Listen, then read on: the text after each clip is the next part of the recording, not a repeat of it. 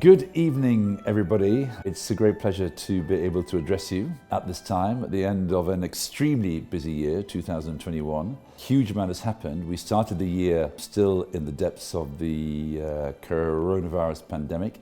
As the year has progressed, however, we've made great progress. We have started many new routes, the Maldives, Sri Lanka, the Red Sea, Phuket, Montenegro, various other places.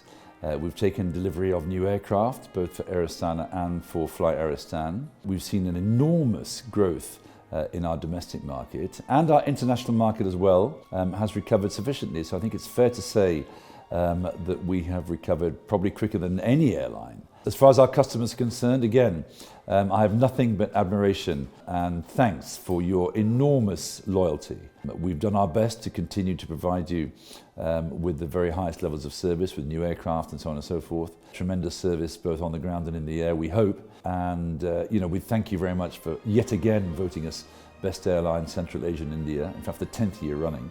But awards tell only half the story. Really what's most important are the kind letters that we get from you, and indeed your returning business. So thank you deeply to you, our customers as well. So colleagues, customers, our partners in government, our shareholders, I'd like to take this opportunity to wish you all an extremely happy new year, to yourself and your families. Thank you very much, and see you all again in 2022.